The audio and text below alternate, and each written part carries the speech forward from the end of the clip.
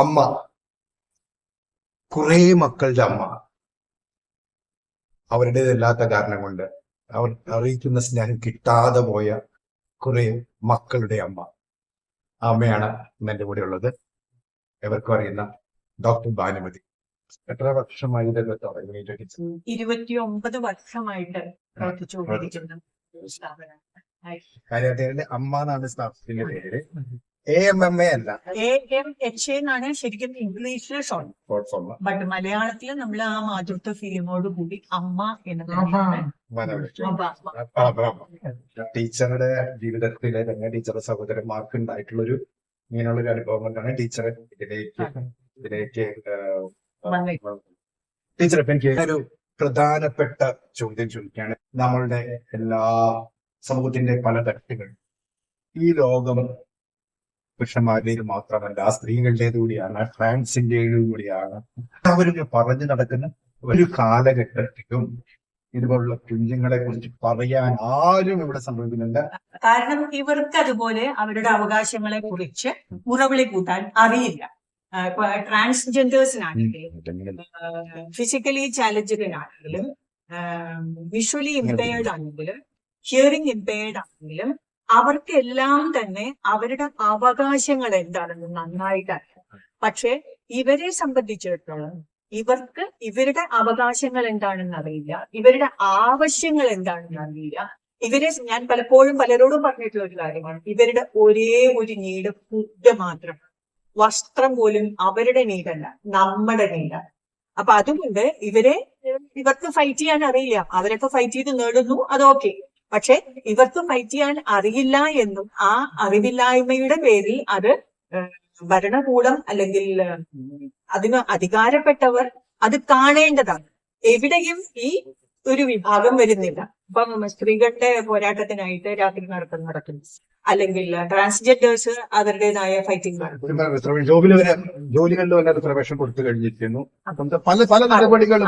ജോലി റിസർവേഷന്റെ കാര്യത്തിലും ഞാൻ പറയാം. ഇപ്പൊ ഡിസേബിൾഡ് ആയിട്ടുള്ളവർക്ക് 5%, നേരത്തെ 4%, അങ്ങനെ ഒരു റിസർവേഷൻ ഉണ്ട്. അതെല്ലാം പോകുന്നത് ഫിസിക്കലി ചാലഞ്ചിന്, ബ്ലൈൻഡിന് അല്ലെങ്കിൽ ഹിയറിംഗ് ഇംപെയർഡിന് മാത്രമാണ്. ഇന്ന് വരെ കേരളത്തിൽ ഒരു ജോലി പോലും ഗവൺമെന്റ് തലത്തിൽ കിട്ടിയതായിട്ട് എന്റെ അറിവിലില്ല. ഒരുപക്ഷെ എന്റെ അറിവിലായിരിക്കാം, എന്റെ അറിവിൽ. ഇപ്പൊ ഇവരെ സംബന്ധിച്ചിടത്തോളം മൈൽഡ് ആയിട്ടുള്ള ഇന്റലക്ച്വലി ചാലഞ്ചഡ് മൈൽഡ് ആയിട്ടുള്ള കുട്ടികൾക്ക് ചെയ്യാവുന്ന ഒരുപാട് ജോലികളുണ്ട്. ലൈക്ക് ഒരു ഗാർഡനറുടെ ജോലി അവർക്ക് ചെയ്യാം, ഒരു പ്യൂണിന്റെ ജോലി അവർക്ക് ചെയ്യാം, ഒരു ഓഫീസ് അറ്റൻഡന്റിന്റെ ജോലി, ഈ ഫയൽ അവിടെ ചെയ്യാൻ പറ്റുന്ന കുട്ടികളുണ്ട്. പക്ഷെ ഇന്ന് വരെ അങ്ങനെ ഒരു ജോലി ഒരു ഇന്റലക്ച്വലി ചാലഞ്ചഡ് ആയിട്ടുള്ള കുട്ടിക്ക് കിട്ടിയതായിട്ട് എന്റെ അറിവിൽ, ഒരുപക്ഷെ എന്റെ അറിവിലായ്മയായിരിക്കാം. എന്റെ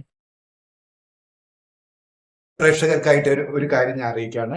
ഒരുപക്ഷെ അത് പറയുന്നതിൽ എനിക്ക് വലിയ സങ്കടമുണ്ട്, അല്ലെങ്കിൽ ക്രൂരതയുടെ ഏറ്റവും മൂർത്തമായ ഒരു അവസ്ഥയിലാണ് അങ്ങനെ ഒരു വ്യക്തിക്ക്, അങ്ങനെ ചില വ്യക്തികൾ പറഞ്ഞുള്ളൂ. അതിലുള്ള വോട്ടവകാശം വേണ്ട അത് മേടിച്ചു കൊടുത്തപ്പോൾ അത് ഒരുപാട് ശ്രമിച്ചിട്ടാണ് ഭാനുമതി ടീച്ചർ അവർക്ക് റൈറ്റ്സ്, ഒരുപക്ഷെ ചരിത്രം തന്നെയാണ്. അപ്പോൾ അദ്ദേഹം അവരെ വിമർശിക്കാനും അവാർഡുകൾ കിട്ടാനും വേണ്ടി ടീച്ചർ അത് കേട്ടിട്ട് വളരെ തകർന്നു പോയി ടീച്ചർ. തീർച്ചയായും. കാരണം എന്റെ കുട്ടികൾക്ക്, ഈ അനാഥരായിട്ടുള്ള എന്റെ കുട്ടികൾക്ക് എല്ലാം തന്നെ ഞാൻ വോട്ടവകാശം നേടിയെടുത്തിട്ടുണ്ട്. അങ്ങനെ കഴിഞ്ഞ ഇലക്ഷന്റെ സമയത്ത് വോട്ട് വിറ്റ് ടീച്ചർ അവാർഡുകൾ വാങ്ങുന്നു. ഞാനത് വായിച്ചിരുന്നു. പക്ഷെ ഞാൻ അതിന്റെ എഗെയിൻസ്റ്റ് ആയിട്ട് ഫൈറ്റ് ചെയ്യാനോ എഗെയിൻസ്റ്റ് ആയിട്ട് റെസ്പോണ്ട് ചെയ്യാനോ ഒന്നും നിന്നില്ല. കാരണം എന്റെ പണി അതല്ല. ഇത്തരക്കാരെ കീഴടക്കലോ ഇത്തരക്കാരോട് വാദിക്കാൻ നടക്കലോ അല്ല എന്റെ പണി. എന്റെ പണി എന്ന് പറയുന്നത് ഈ കുട്ടികളുടെ കാര്യം നോക്കലാണ്. അത് ഞാൻ നോക്കിക്കോളും.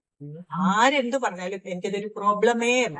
കാരണം എന്റെ മനസ്സാക്ഷിയുടെ മുന്നിൽ എന്ത് ചെയ്യുന്നു ഞാൻ എന്നുള്ളതിനെ കുറിച്ച് എനിക്ക് നല്ല ബോധ്യമുണ്ട്. അതുകൊണ്ട് അത് എനിക്കൊരു പ്രശ്നമേ അല്ല. സ്ട്രക്ചേർഡ് വർക്ക്ഷോപ്പ് എന്ന് പറയുന്ന ഒരു രീതിയാണ് ഇവിടെ ഫോളോ ചെയ്യുന്നത്. കാരണം നമ്മളൊരു കൺവെൻഷണൽ രീതിയിലല്ല, ഇവിടെ എങ്ങനെ എന്തെങ്കിലും വർക്ക് കൂട്ടി വെക്കുക എന്നുള്ള ഒരു കൺവെൻഷണൽ രീതിയിലല്ല നമ്മുടെ പ്രവർത്തനം എന്ന് പറയുന്നത്. ഇത് ഒരു പ്രൊട്ടക്റ്റഡ് വർക്ക്ഷോപ്പ്, അതായത് ഇവർക്ക് പുറത്തൊന്നും പോയി ജോലി ചെയ്യാൻ കഴിയില്ല എന്ന തിരിച്ചറിവിന്റെ പോയിട്ടുണ്ട്. ഇവിടെ തന്നെ അവരെ ജോലിക്കാരായിട്ട് കണക്കാക്കുന്നത്. ഇവിടെ വൊക്കേഷണൽ ട്രെയിനിങ് ആണ് കൊടുക്കുന്നത്. അതിൽ നിന്ന് കിട്ടുന്ന, ഇതിന്റെ സെയിലിൽ നിന്ന് കിട്ടുന്ന ഇൻകം എന്തൊക്കെയാണ് ടീച്ചറെ അവരെ കൊണ്ട് പേപ്പർ ക്യാരി ബാഗ്സ് ഉണ്ട്, തുണി സഞ്ചി ഉണ്ട്, കൊടയുണ്ട്, LED ബൾബുണ്ട്, ശരി പിന്നെ പഴയ തുണി കൊണ്ടുള്ള ചവിട്ടിയുണ്ട്, ശരി പിന്നെ phenyl, detergent powder, hand wash, dish wash, എല്ലാം അങ്ങനെ ഒരു 20ഓളം സാധനങ്ങൾ. സ്ഥലം ഉണ്ടാക്കുക അപ്പൊ നമ്മുടെ ഒരു കൺസെപ്റ്റ് എന്താ വെച്ചാൽ ഒരു കുട്ടിയും വെറുതെ ഇല്ല. ഒന്നിനും പറ്റാത്തവരെ കൊണ്ട് ഒന്നും ഇല്ലെങ്കിൽ നമ്മൾ ഇതേപോലെ ചിരട്ടയുടെ ക്രാഫ്റ്റ് ചെയ്യുന്നത്. അതില് ചിലര് ഇതില് താല്പര്യം പ്രകടിപ്പിക്കുന്നവരുണ്ടോ? ഇവനൊക്കെ കൊടയും തുന്നും അവിടെ തന്നെ ഇഷ്ടമാണോ? ശരി ശരി മോന്റെ പറഞ്ഞ ശരി ടിക്കറ്റിംഗ് എങ്ങനെയാണ് ടീച്ചർ? മാർക്കറ്റിംഗ് നമുക്ക് പേപ്പർ ക്യാരി ബാഗ്സിനൊക്കെ ഓർഡർ കിട്ടുന്നുണ്ട്. മാർക്കറ്റ് ഉണ്ട്. അതിലേക്കൊക്കെ നമുക്ക് ധാരാളം പേപ്പർ ക്യാരി ബാഗ്സിന്റെ ഓർഡർ എഴുതുന്നതിന് വേണ്ടി നോക്കി. പിന്നെ അങ്ങനെ പലയിടത്തുനിന്നും നമുക്ക് പേപ്പർ ക്യാരി ബാഗ്സിന്റെ ഓർഡർ കിട്ടും. അതനുസരിച്ച് നമ്മൾ ചെയ്യും. അവർക്ക് കിട്ടുന്ന വരുമാനം അവരുടെ പാരന്റ്സിന് എത്തിക്കുകയും ചെയ്യും. വർഷാവസാനം ഈ കുട്ടികളുടെ അക്കൗണ്ടിലേക്ക് നമ്മൾ ഇട്ടുകൊടുക്കും. അപ്പൊ അങ്ങനെ അതും അവർക്കൊരു അക്കൗണ്ട് മെയിൻറ്റെയിൻ ചെയ്യുന്നുണ്ട്. അപ്പൊ ഏറ്റവും ആദ്യം ഈ കാശ് കിട്ടിക്കഴിഞ്ഞപ്പോൾ കോഴിക്കോട്ട് നിന്നുള്ള ഒരു അമ്മയുണ്ട്, ഇപ്പൊ ഇല്ല, കഴിഞ്ഞു. ആ അമ്മ വന്ന് എന്റെ കാല് പിടിച്ച് കരഞ്ഞു, അയ്യോ ഇവനെ കൊണ്ട് ഇങ്ങനെ ഒരു ഉപകാരം എനിക്ക് ഉണ്ടായല്ലോ. അതായത് ഒന്നിനും കൊള്ളാത്തവൻ എന്ന തസ്തികയിൽ നിന്ന് ഏണിംഗ് മെമ്പർ എന്ന തസ്തികയിലേക്ക് ഉയരുക എന്ന് പറയുന്ന ഒരു ചില്ലറ കാര്യമില്ല. അത് ഇവരെ കൊണ്ട് പറ്റും എന്ന് നമ്മൾ തെളിയിച്ചു. അതൊരു ടീച്ചർക്ക് ഒരു പ്രൗഡ് ഫീലിംഗ്, ജീവിതം ഒരു പ്രൗഡ് ഫീലിംഗ്. അതായത് നമ്മള് ചിലര് വിശ്വാസികളൊക്കെ പറയുന്ന കേട്ടിട്ടുണ്ട്, ഒരു ജന്മവും ദൈവം വെറുതെ സൃഷ്ടിച്ചതല്ല എന്ന് പറയുന്നുണ്ട്. അപ്പൊ അങ്ങനെ ഓരോരുത്തരെ കൊണ്ട് തന്നെ കൊണ്ട് മൂല്യമുണ്ട് ഈ ലോകത്തിന് എന്ന് അവരെ കൊണ്ട് കുട്ടികൾക്കും അവരുടേതായ മൂല്യം യാത്രകളുടെ സംസ്കാരം അങ്ങനെ എന്തെങ്കിലും ഉണ്ട് കുഞ്ഞുങ്ങൾക്ക്? നമ്മൾ ആനുവലി വൺസ് ഒരു ടൂർ കൊണ്ടുപോകുന്നു. അതിപ്പോ ഈ കഴിഞ്ഞ പ്രാവശ്യം നമ്മളതൊരു പരീക്ഷണമായിരുന്നു. മൂന്നാറിൽ പോയി ഒരു ദിവസക്കാരന് നൈറ്റില് വേറൊരു സ്ഥലത്ത് താമസിക്കുമ്പോൾ ഇവർ എങ്ങനെ പ്രതികരിക്കും എന്നുള്ളത് നമുക്കൊരു ആശങ്കയുണ്ടായിരുന്നു. അങ്ങനെ ഓവർനൈറ്റ് നമ്മൾ ആദ്യമായിട്ടാണ് അതുപോലെ ഇത്തവണ നമ്മൾ കൊണ്ടുപോയത് പാലക്കാട് തനിമ എന്ന് പറഞ്ഞിട്ട് ഒരു ഫാം ടൂറിസം. അവിടേക്ക് സ്ഥലങ്ങളൊക്കെ കാണുമ്പോൾ ഒരു കൗതുകമൊക്കെ അവര് നന്നായിട്ട് എൻജോയ് ചെയ്യും. അതിലിപ്പോ ഒരു ബംഗാളി കുട്ടിയുണ്ട്, അത് റീസെന്റ് റെയിൽവേ പോലീസ് കൊണ്ടുവരുന്ന കുട്ടിയാണ്. ബസ്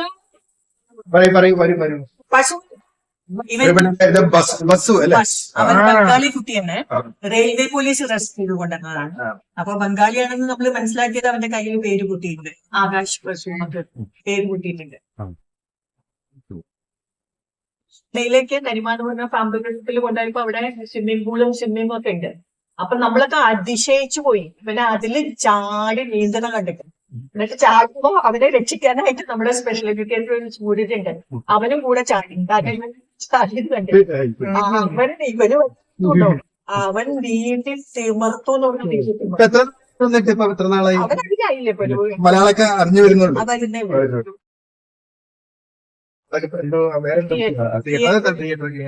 നാടകം അതൊരു തെറാപ്പിറ്റിക് ടൂളായിട്ടുണ്ട്. അപ്പൊ ഇവൻ വരുന്ന സമയത്ത് ഇവൻ കർണാടകക്കാരനാണ്, ഗവൺമെന്റ് ചിൽഡ്രൻസ് ഹോമിൽ നിന്ന് വന്നതാണ്.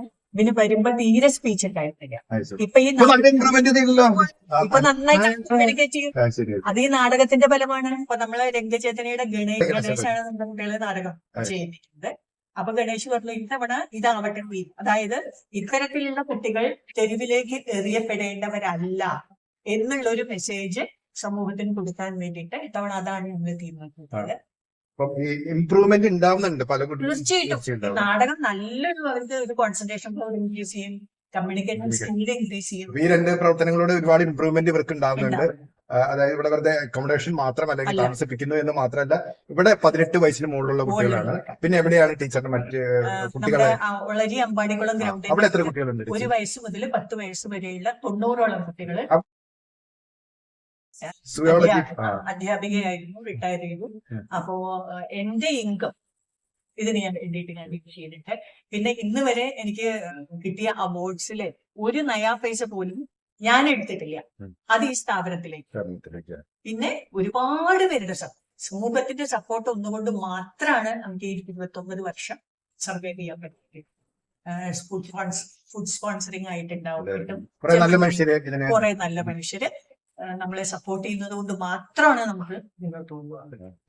വ്യക്തിപരമായ ചോദ്യം കൊണ്ട് ഞാൻ അവസാനിപ്പിക്കുകയാണ്. അപ്പം നമ്മൾ തിരിഞ്ഞു നോക്കുക ഇത്രയും വർഷം സംതൃപ്തിയാകും. ഒട്ടും റിപ്പൻഡൻസ് ഇല്ല, സംതൃപ്തിയേ ഉള്ളൂ. കാരണം ഈ കുട്ടികളുടെ സ്നേഹം എന്ന് പറയുന്നത് ഏറ്റവും നിഷ്കളങ്കമായ സ്നേഹമാണ്, അൺകണ്ടീഷണൽ ആയിട്ടുള്ള സ്നേഹം. അപ്പൊ ഇതിനൊക്കെ ചില ദിവസം കൂടി ഇറങ്ങി വരുമ്പോ എന്റെ തല ചേർത്ത് തല ഇങ്ങനെ പിടിച്ചിങ്ങനെ തലയിൽ ഇങ്ങനെ തഴുകും. അതൊക്കെ ഉണ്ടല്ലോ, അതൊക്കെ നമുക്ക് സ്വർഗം കിട്ടുന്ന ഒരു ഫീലിംഗ് ആണ്. കാരണം മറ്റ് നമ്മൾ എല്ലാ റിലേഷൻഷിപ്സിലും കണ്ടീഷണൽ ആണ് സ്നേഹം. ഇവരുടെ സ്നേഹം എന്ന് പറയുന്നത് അതല്ല, ഏറ്റവും നിഷ്കളങ്കം. അതെനിക്ക് വേണ്ടോളം കിട്ടുന്നു, അതിന് ഞാൻ സംതൃപ്തിയാണ്. കൂടെ കുറച്ചു നേരമെങ്കിലും ചെലവഴിക്കാനായിട്ട് സാധിക്കുന്നതിൽ എനിക്ക് സന്തോഷമാണ്. ഹോസ്പിറ്റലിൽ റിട്ടയർഡ് ആണ്. ടൂർ പോയിന്ന് പറഞ്ഞു. പോയേ പാലക്കാട് നന്നായിരുന്നു. മൂന്നാല് പോയോ? തണുപ്പുണ്ടോ? തണുപ്പുണ്ട്. തണുപ്പൊക്കെ ഇഷ്ടപ്പെട്ടോ? ഒരു നാടകം കളിക്കുന്ന ആരൊക്കെയാ? നാടകം കളിക്കുന്നത് നല്ല ഭക്ഷണമൊക്കെയാണ് അവിടെ. ഓക്കെ, ഇന്ന് കണ്ടതിനൊക്കെ വലിയ സന്തോഷം. ഇനി മാന്യമതി ടീച്ചറെ ഇത്രയും നീചമായ തരത്തിൽ അധിക്ഷേപിച്ചതിനോട് എനിക്ക് ഉത്തരം പറയാവുന്നുള്ളൂ. ടീച്ചർ ഈ കുട്ടികൾക്ക് വേണ്ടി അവർ ജീവിതം തന്നെ സമർപ്പിച്ചവരാണ്.